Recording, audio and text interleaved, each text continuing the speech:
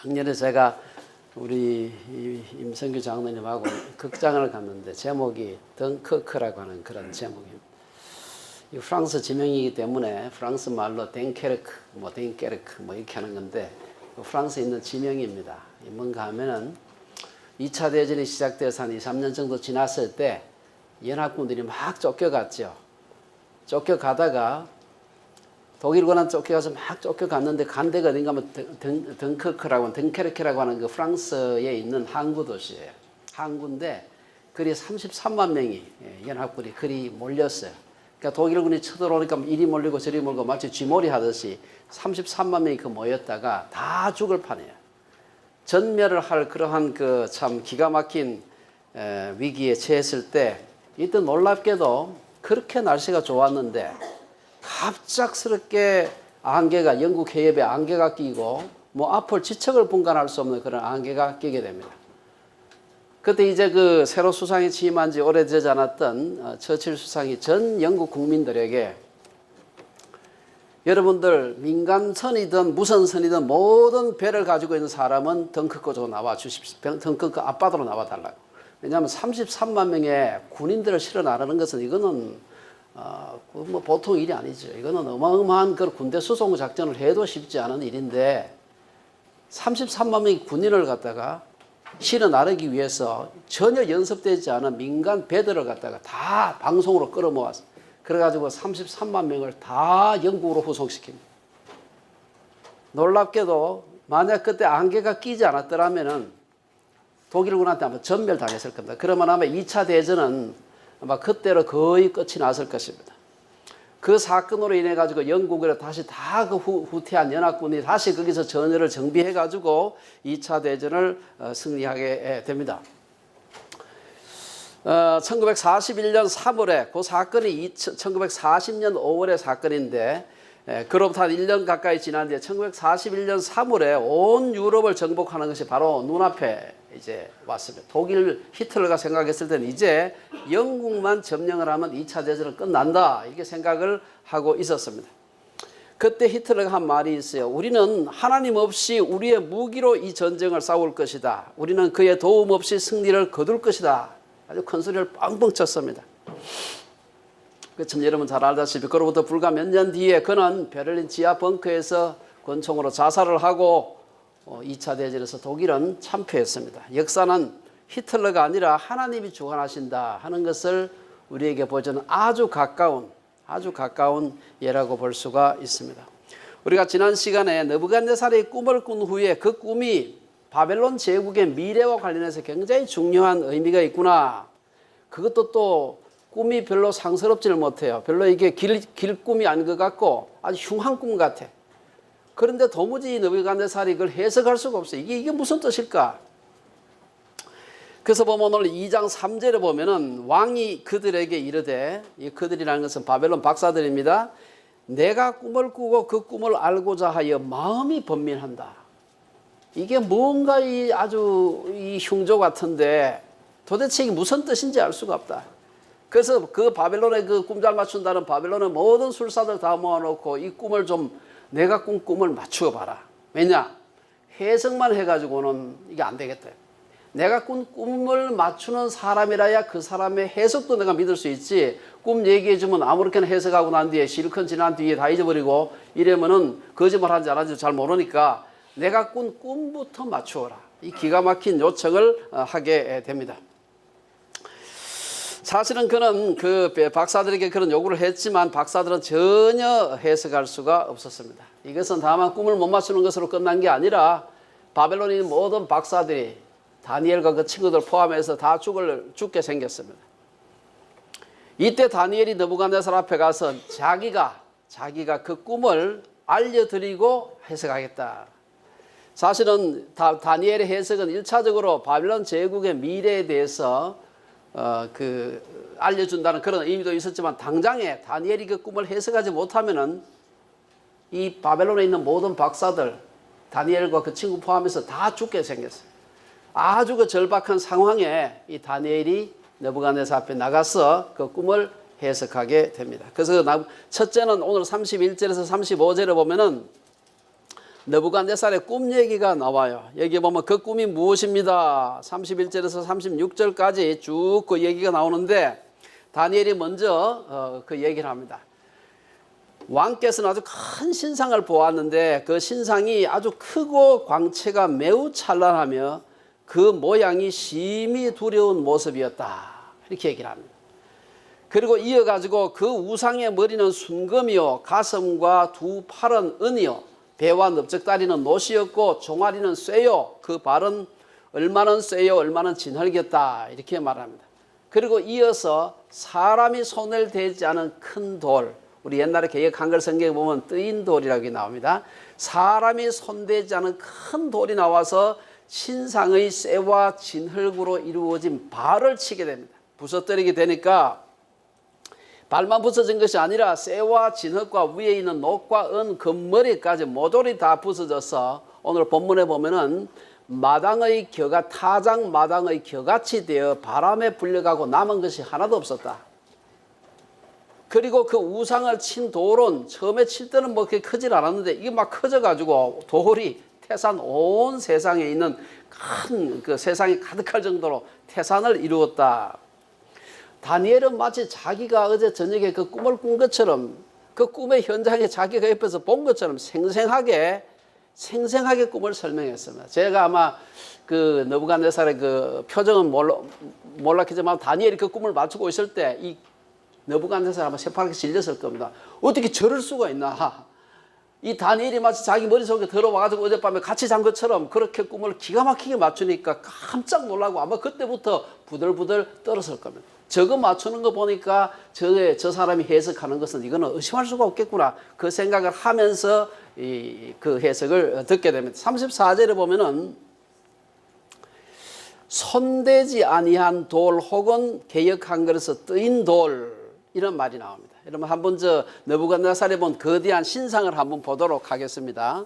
여기 보면은 이게 좀 제가 뭐 영어로 된 게 제일 똑똑한 글씨로 된 게 있어가지고 보면은 머리는 일단 황금, 금으로 되어 있고요.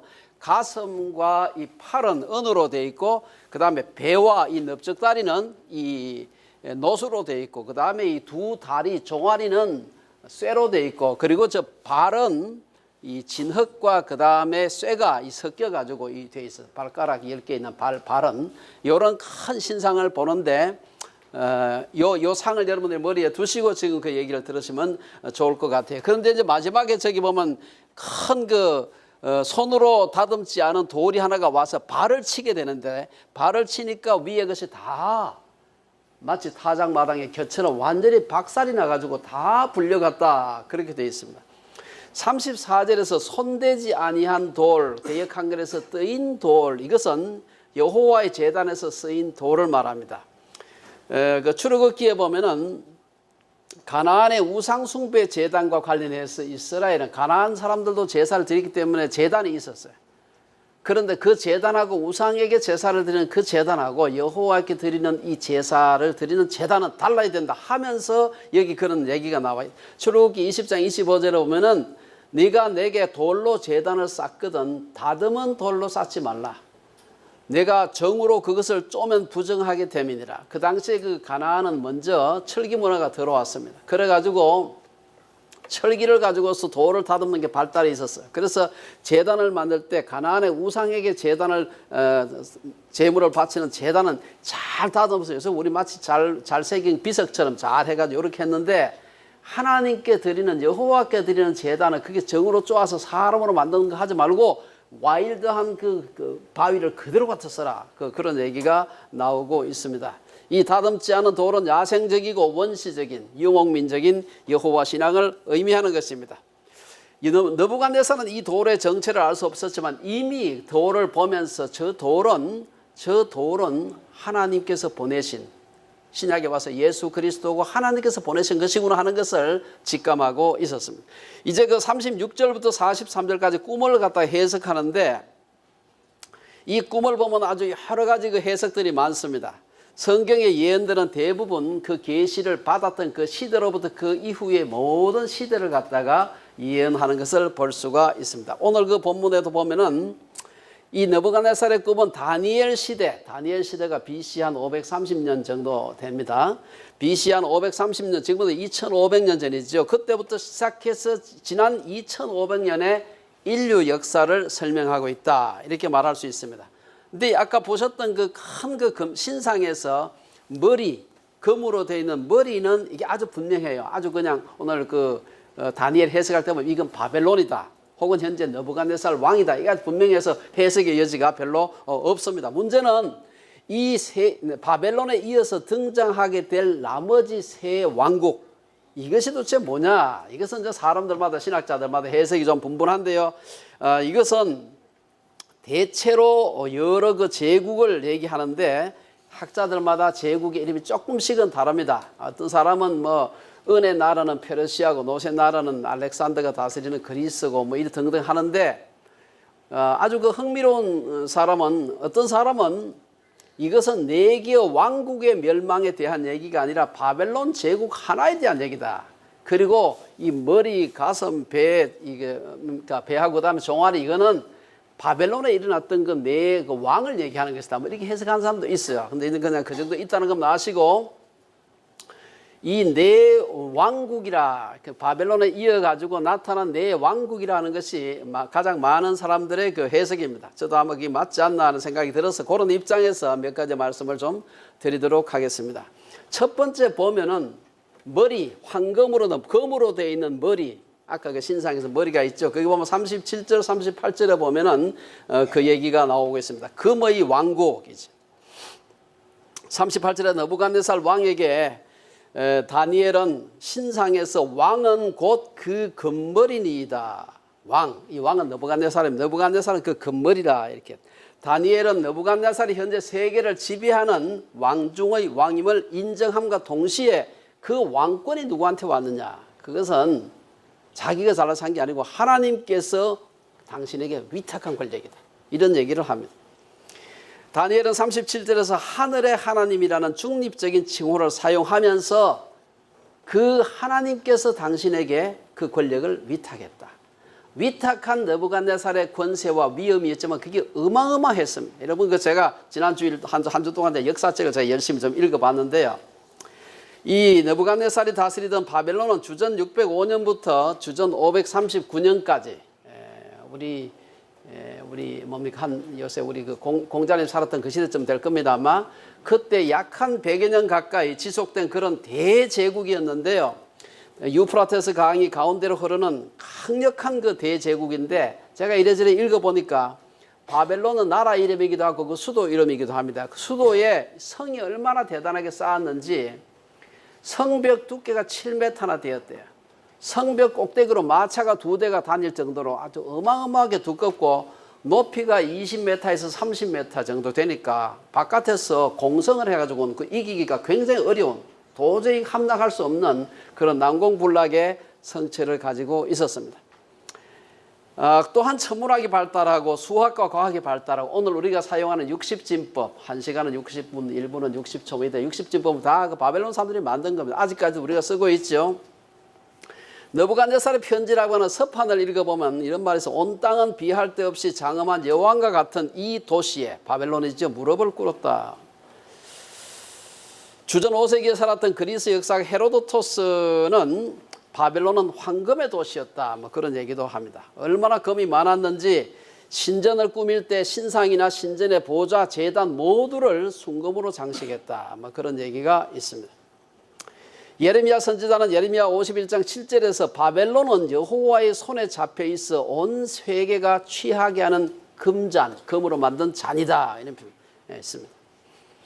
앤더슨이라고 하는 어떤 그 신학자의 기록에 의하면 고대 역사가 헤로도토스가 느부갓네살이 죽은 지 1세기 후에, 헤로도토스는 고로부터 한 1세기 뒤에 산 사람입니다. BC 5세기에 산 사람인데, 느부갓네살이 죽은 지 1세기 후에 바벨론을 방문했는데 그때까지도 많은 금이 있는 것을, 남아있는 것을 발견하였다고 합니다. 신전, 제단, 사당 등 모든 것이 귀중한 금으로 입혀져 있었다. 어쨌든 이렇게 대단한 바벨론이었습니다. 어느 한 비석에 보면은 바벨론이 워낙 그 영광이 찬란했기 때문에, 오 바벨론이여, 내 눈을 기쁘게 하는 바벨론 왕국의 영광이여, 너는 영원히 지속될지어다. 바벨론이 영원히 번영하고 그 영원히 그 길이 가는 것이 느부갓네살의 꿈이요 포부였습니다만은 느부갓네살이 죽은 지 얼마 오래지 않아 가지고 주전 539년에 바벨론의 벨사살 왕이 잔치를 베풀고 있는 동안에 밤에 몰래 페르시아의 고레스 왕이 거느리는 군대가 유프라테스강 강물을 빼돌리고 수문 밑으로 군대들을 들여보내 가지고 난공불락에 성취했던 바벨론을 점령하게 됩니다. 그날 밤 벨사살 왕이 잔치를 벌이며 하나님을 무시하는 얘기를 막 하지요. 여러분 그 유명한 얘기 아시죠? 그 예루살렘 성전에서 뺏어온 그런 그릇을 가지고 술을 막 마시고 하나님을 무시하는 말을 막 할 때 갑작스럽게 벽에 손가락이 나타나가지고 글 실었어요. 그게 그 유명한 메네 우데겔 우바르신 그 해석을 하면은 저울에 달아보니까 너는 이제 다 끝났다 그런 뜻입니다. 그 말이 끝나고 얼마 뒤에 이 고레스 군대가 들어와서 바벨론 그야말로 영원할 것 같았던 바벨론은 무너지고 그것은 고레스의 그 메대와 바사 제국으로 넘어가게 됩니다. 그래서 금의 왕국은 이렇게 해서 불과 100년도 되지 않았어 멸망하고 두 번째 은의 왕국입니다. 39절에 보면은 뭐라고 다니엘 해석을 합니까? 위에 이제 금이 있고 밑에 이 가슴과 팔은 은이다 그랬죠. 39절 앞에 보면은 왕을 뒤이어 왕은 여기 바벨론 왕 그 느부갓네살입니다. 느부갓네살을 뒤이어 왕보다 못한 나라가 일어날 것이요. 이 바벨론을 멸망시킨 메데 페르시아는 은의 왕국이었습니다. 느부갓네살의 꿈속의 신상은 전체가 금으로 만들어진 것이 아니라 가슴과 두 팔은 은으로 만들어져 있었다. 그래서 이 메데 페르시아는 주전 539년부터 이 바벨론이 망했던 539년부터 이 나라가 다시 알렉산더 대제의 그 그리스한테 망하게 됩니다. 그래서 그 BC 331년까지 약 한 200년 정도 존재하게 됩니다. 왜 다니엘은 메데 페르시아를 메데 바사를 은이라고 했을까? 이 은이 굉장히 그 페르시아는 많았다고 합니다. 이 우리 인류 역사에서 처음으로 은을 가지고서 화폐를 삼았던 나라가 바로 이 페르시아라. 하여튼 그 페르시아의 은이 굉장히 많았다고 합니다. 하지만 은의 나라 페르시아도 영원하지 않았습니다. 페르시아는 160여 년간 그리스와 전쟁을 하게 됩니다. 주전 492년에 우리 성경에서 나오는 다리우스 왕 때부터 전쟁을 시작하게 되는데 얼마나 그리스하고 전쟁을 하게 되는지 결국은 마지막에 가면 그리스의 알렉산더 대제한테 결국은 멸망을 당하게 됩니다. 주전 490년에 페르시아는 원정군을 이끌고 그리스 정벌에 나서는데요. 이때 엄청나게 많은 군대를 데리고 갑니다. 사실 그 당시 그리스는 폴리스라고 도시국가들이라 사실 개개의 그 폴리스들은 군대가 얼마 되지 않아요. 그런데 페르시아는 대제국이었습니다. 그러니까 뭐 몇십만, 몇백만의 군대를 데리고 가고 저긴 기껏해야 몇만의 군대밖에 없는 것입니다. 대신에 이제 그 에게해라고 하는 먼 그 바다를 건너가야 되고 먼 육지의 길을 가야 된다는 것 때문에 그렇지 사실은 군사력으로 따지면은 비교가 안 되는 그러한 그 전력이었습니다.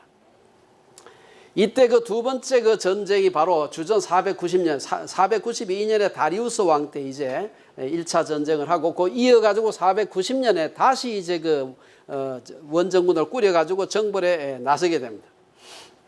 이때 동원된 군대가 한 20만에서 50만 정도인데 당시에 아테네 군대가 10,000명밖에 되지를 않았다고 합니다. 이때 그 전쟁을 한 것이 그 유명한 마라톤이라는 곳에서 전쟁을 하게 됩니다. 마라톤에서 여러분 아마 마라톤에서 도저히 잽이 안 되는 싸움이었는데 이 전쟁에서 기가 막히게 전술을 써가지고 전쟁에 이기게 됩니다.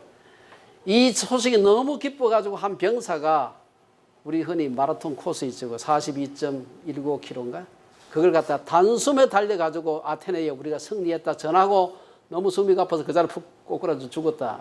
그래서 오늘날 현대 마라톤 코스가 42.195km가 되었다고 합니다.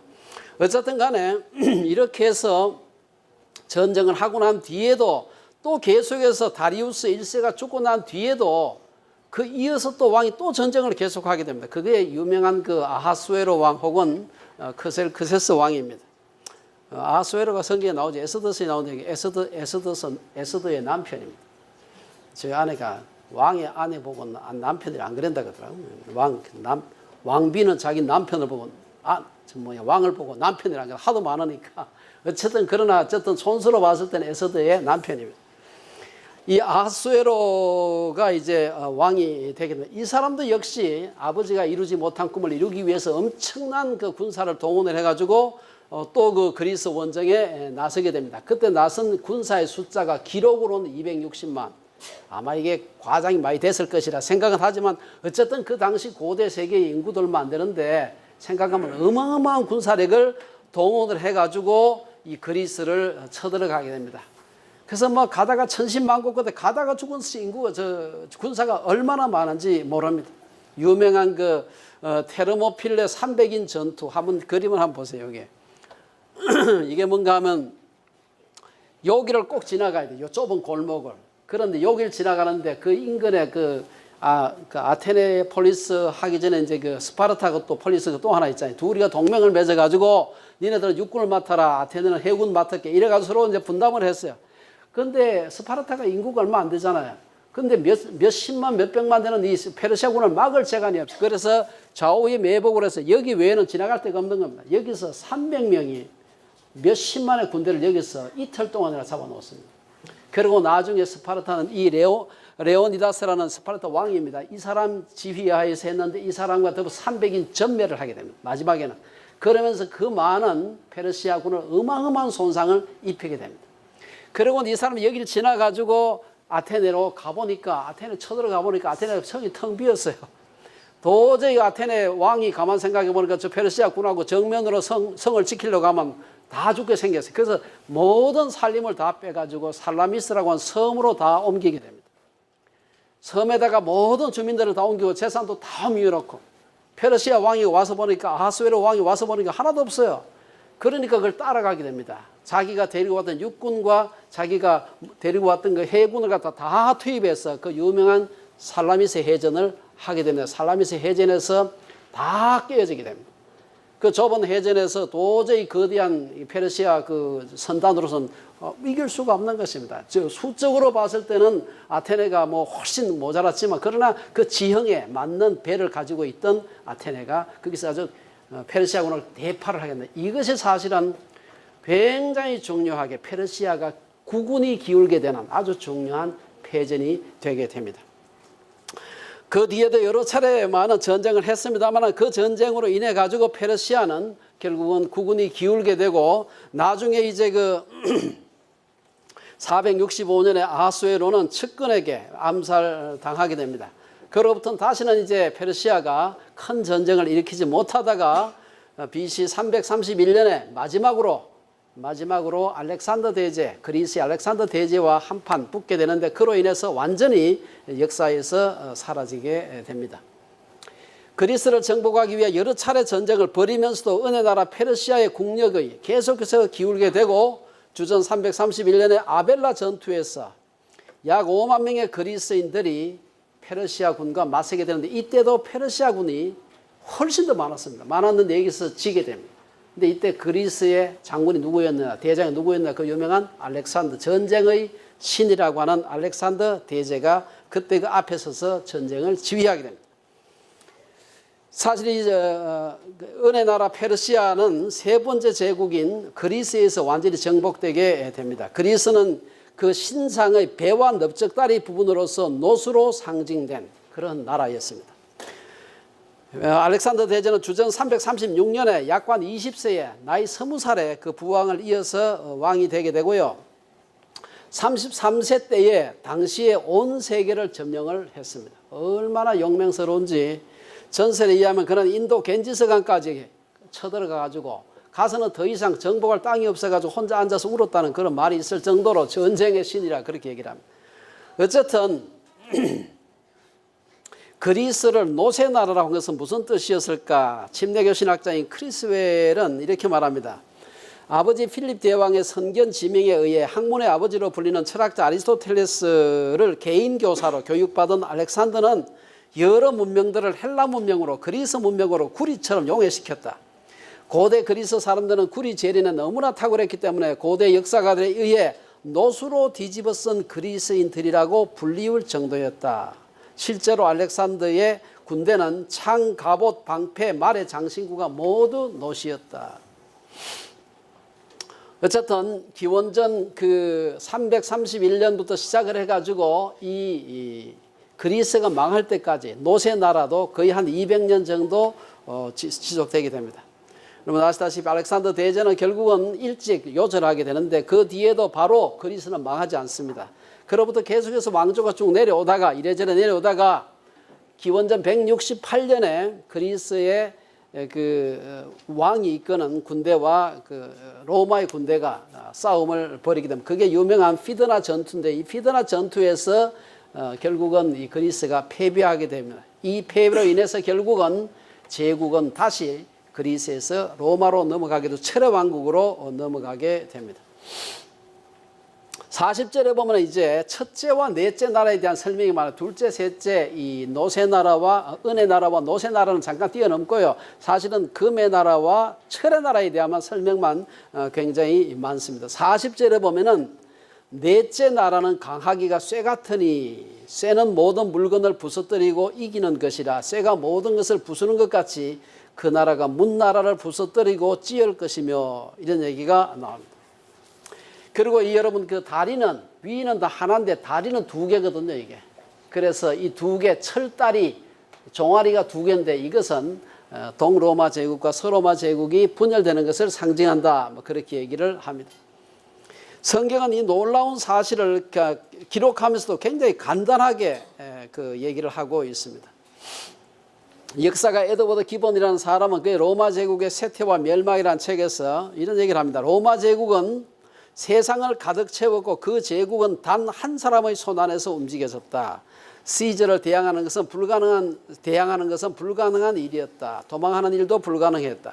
로마 제국의 군대는 무적이었으며 항상 전쟁에서 승리했고 유프라테스 강과 다뉴브 강, 라인 강들을 따라 차례대로 신속히 정복해 나아갔다.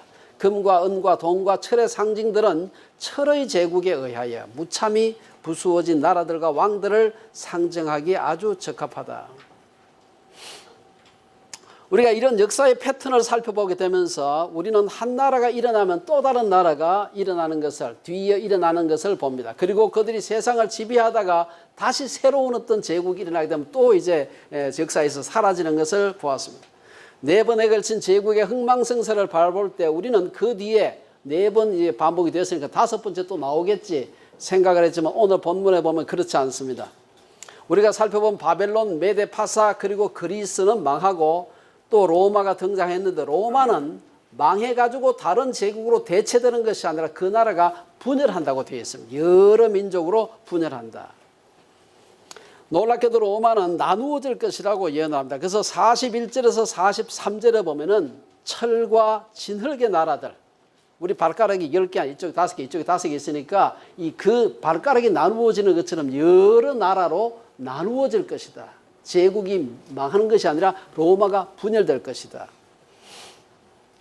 이 예언에 의하면 5번째 제국은 없고 대신 4번째 제국이 열왕국으로 갈라질 것이다. 그렇게 얘기를 합니다. 여러분 한번 그림을 한번 여기 한번 보겠습니다. 여기 보면은 로마가 이제 있다가 로마가 나중에 이제 막 이민족들이 침입을 합니다. 우리 같으면 오랑캐들이죠. 오랑캐들이 막 침입을 해요. 침입을 해가지고 오늘날 우리가 유럽을 이루고 있는 독일 민족, 프랑스 민족, 뭐 스위스 민족 해가지고 여러 나라들이 만들어지는 걸 볼 수가 있습니다. 여기 보면은 마치 여러 민족들이 모여가지고 철과 진흙이 섞인 것처럼 여러 민족이 섞였지만 한 나라가 되지 않는다 하는 것을 얘기하는 것입니다. 그때 여러 나라들이 와서 서로가 합치지 못하고 서로가 싸우는 데 대해 가지고도 해석을 어떤 사람은 그것은 이슬람을 말한다 하는 사람도 있습니다. 수니파 시아파 맨날 싸우잖아요. 절대로 합치지 못하는 겁니다. 마치 그처럼 여기 싸우는 것이 바로 이슬람을 가리킨다 하는 사람도 있습니다만은 제가 보니까 앞뒤가 조금 안 맞고요. 그냥 우리가 기억해 해석을 한다면 오늘날 유럽을 의미한다 이렇게 해석할 수가 있을 겁니다. 신상의 발과 발가락에 철과 진흙이 섞여 있다. 이런 것은 철 부분은 굉장히 강하고 이 진흙 부분은 약한 것입니다. 그래서 큰 나라, 작은 나라들이 서로 같이 사는 것이지.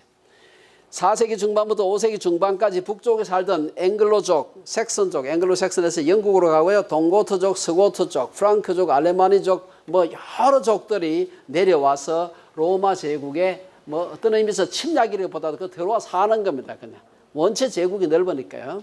여기 와서 토지들을 점령해 가는 것입니다. 그래서 프랑크족은 지금의 프랑스를 만들었고 앵글로색슨족은 영국을 만들었고 스웨비족은 스위스를 점령하게 됩니다. 오늘 말씀을 다시 한번 우리가 살펴보게 되면 바벨론, 메데 페르시아, 그리스, 로마가 순서도 일어났는데 인간의 생각대로 다섯 번째 나라가 일어나는 것이 아니라 다니엘이 기록한 대로 여러 나라로 갈라진 소위 열국 시대가 되게 됩니다. 어떤 나라는 상당히 강한 나라가 되고 어떤 나라는 진흙처럼 약한 나라로 남아있게 됩니다. 사실 그 이후로 로마 제국 이후로 로마와 같은 대제국은 다시는 나타나지 않았습니다. 그 로마의 영광을 다시 재현해보자 해가지고 뭐 신성 로마 제국 해보지만 이름만 남았지 사실 다시 통합하지 못하게 됩니다. 43절의 말씀처럼 다른 민족과 서로 섞일 것이나 그들이 피차에 합하지 아니함이 쇠와 진흙이 합하지 않음과 같을 것이다. 손대지 아니한 돌의 나라 즉 이 땅에 임하고 있는 하나님의 나라만이 영원하지 사람은 아무리 해도 이제는 거대한 로마와 같은 제국은 못 만들 것이다 라는 것을 얘기하는 것입니다. 로마 제국이 멸망한 이후에 여러 사람들이 유럽을 통합하려고 애를 많이 썼습니다만은 번번이 실패했습니다. 프랑스의 샤를마누 대제는 전쟁을 통해 가지고 유럽의 대부분을 사실은 이탈리아 남부하고 영국 제외하고 다 점령했는데 역시 성공하지 못하게 됩니다. 지미국 국가라고 했던 프랑스의 루이 14세도 유럽을 하나로 만드는 데 실패했고요. 우리가 잘 아는 나폴레옹도 유럽을 점령해서 하나의 제국으로 만들겠다고 했지만 역시 실패했습니다. 나폴레옹은 살아생전에 하나의 법 있죠. 하나의 법전, 하나의 화폐가 있을 때까지 유럽에는 평화가 없다. 이런 소리를 하면서 계속 전쟁을 했습니다. 그리고 그 유명한 내 사진에 불가능은 없다. 아마 그 사진이 작은 사진이었을 것이다. 뭐 그 얘기를 합니다. 어쨌든 간에. 그렇게 자신만만하게 유럽을 전쟁터로 몰아넣었는데 잘 아는 대로 1815년 6월 18일 워털루 전쟁을 통해서 그는 패전하게 됩니다. 사실 워털루 전쟁도 프랑스가 이길 수 있는 전쟁이었는데 이 기가 막힌 하나님께서 간섭하셨다고 밖에 할 수 없는 사건 때문에 지게 됩니다. 이 프랑스가 대단한 대포를 가지고 있었는데 이 대포가 얼마나 무거워요. 대포가 가려면 땅이 단단해야 돼. 그래서 날씨를 보고서 날씨가 굉장히 청명할 거라 생각하고 이 포병하고 같이 갔는데 원래 이게 나폴레옹이 포병 출신입니다. 이 포병을 데리고 갔는데 갑작 천둥 번개와 더불어서 소나기가 내리는 바람에 이 대포가 진창에 빠져서 꼼짝을 할 수가 없는 것입니다. 그래서 그저 패전을 한 것이지. 프랑스 문호 빅토르 위고는 그 나폴레옹하고 비슷한 시대 사람입니다. 빅토르 위고는 천둥 번개를 동반한 비는 하나님의 개입이었다. 그렇게 얘기합니다. 토마스 아놀드라는 그 역사가는 말하기를 이 엄청난 세력을 꺾은 주요 적대 세력은 누구였는가? 누가 그를 저지하고 저항하며 넘어뜨렸는가? 그 누구도 그 무엇도 아니다. 하나님이 분명히 직접 개입하셨다. 나폴레옹이 전쟁에 진 것에 대해서 한 얘기입니다. 이게. 나폴레옹 역시 마지막에 전능하신 하나님은 내게 너무 큰 분이었다. 도저히 하나님 이길 수 없다. 그리고는 그냥 귀양 가고 말았습니다. 2차 대전을 일으킨 히틀러가 이러면 사실 초반에 승승장구했습니다. 아까 잠깐 언급했습니다만은 히틀러가 얼마나 독일이 얼마나 힘이 세는지 지금도 우리끼리 한 얘기입니다만은 독일이 미국이 개입 안 하고 유럽만 놓고 하면 일주일 내에 독일 혼자만 놔두면 유럽에 딱 놔두면 일주일 내에 유럽 다 점령한다. 그만큼 독일의 군사력이 강합니다. 그런데 철저하게 패전한 것을 볼 수가 있습니다. 제가 쭉 어떻게 해서 하나님께서 독일이 지게 했을까 읽어보는 것도 재미있어요. 왜냐하면 도저히 그런 일이 일어날 수가 없는데 도브 해협에 유보트를 집어넣어가지고 영국에 기습 공격을 하려고 했는데 기습 공격을 하려면 안개가 잔뜩 끼어야 되는데 안개가 안 끼는 겁니다. 영국 역사상 800년 동안 도브 해협에 그렇게 오랫동안 여름, 겨울 내도록 한 번도 안개가 많은 동네인데 안개가 한 번도 겨울 내도록 안 낀 게 800년 만에 처음이래요. 기습 공격을 할 수가 없는 겁니다. 도저히. 히틀러는 유보트 있죠? 그 유보트를 1,000척 이상을 만들어가지고 유보트 잠수함입니다. 가가지고 연합군 함대를 5,000척을 침몰시켰다 그래. 그런데 그 유보트를 많이 만들어가지고 영국을 기습하려고 했는데 문제는 잔뜩 만들어 놨는데 거대한 해일이 일어나고 다 부서진 것입니다. 그것을 다시 그것을 다시 증강하는 동안에 그 유명한 노르만디 상륙 작전에 성공하게 됩니다. 그리고 2차 대전은 끝나게 됩니다. 2차 대전에 기가 막힌 그 여러 중요한 전투들을 보게 되면은 그 순간순간 고비고비마다 하나님께서 함께 하셨다는 설명밖에는 할 수가 없는 것입니다. 이제 44절에서 45절에 보면은 돌의 나라에 대한 얘기가 나오고 있습니다. 인류는 바벨론 시대도 페르시아 시대도 그리스 시대도 로마 제국 시대도 지나갔습니다. 우리는 지금 역사의 머리나 가슴이나 다리의 시대가 아니라 발가락 시대에 지금 살고 있습니다. 비록 바로 이 세상 역사의 마지막 시대를 사는 것이죠. 과연 이 세상이 어떻게 역사가 끝날까?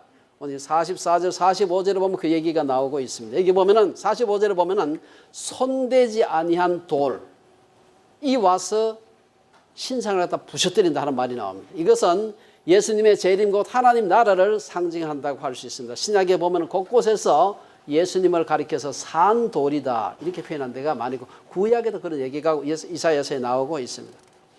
예수님은 이 땅에 하나님 나라를 완성하시기 위해서 다시 오신다는 것입니다. 예수께서 재림하시면 이 땅의 역사는 끝나고 이 땅의 왕들의 권력도 각 나라의 국권도 끝나게 될 것입니다.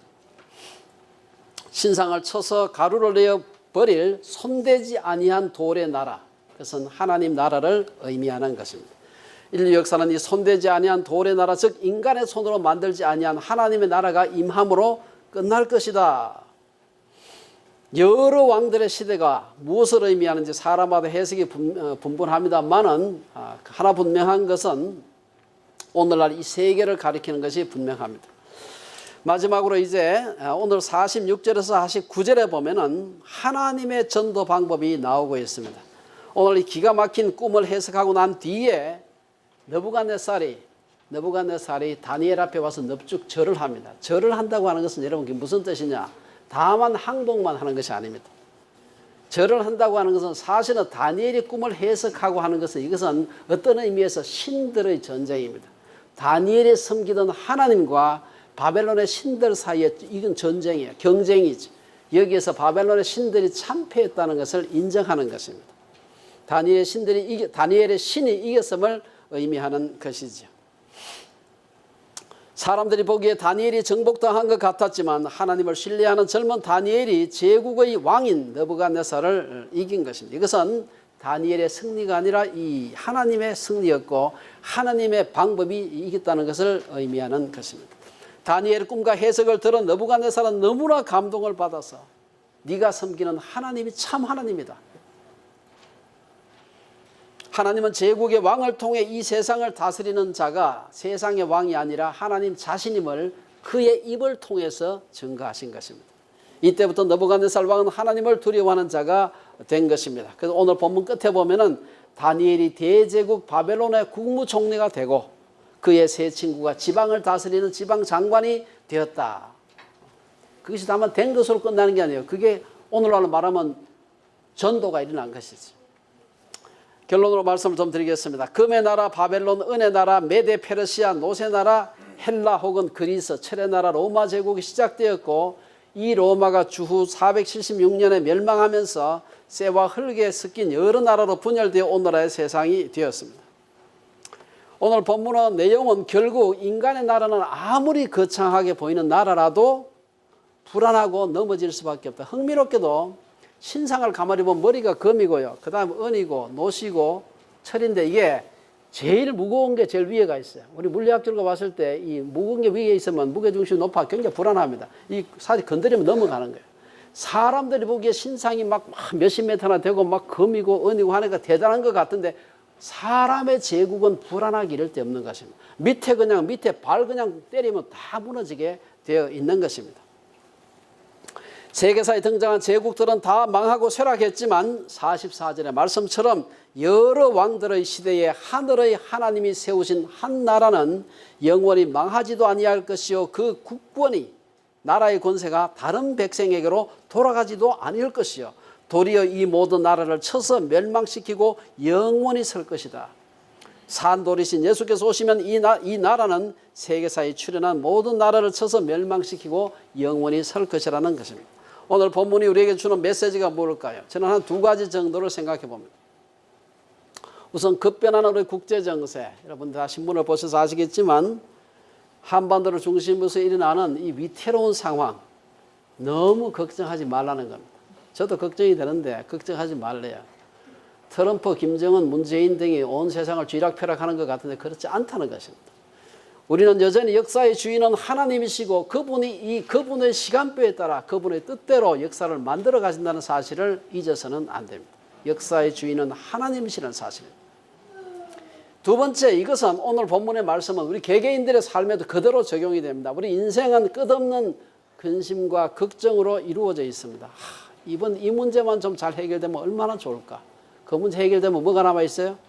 그 다음 문제가 남아 있는 겁니다. 곧 끝나면 그 다음 문제가 남아 있어요. 경제적인 문제, 건강의 문제, 비자 문제, 자녀 문제, 부부 관계, 여러 인간 관계의 문제.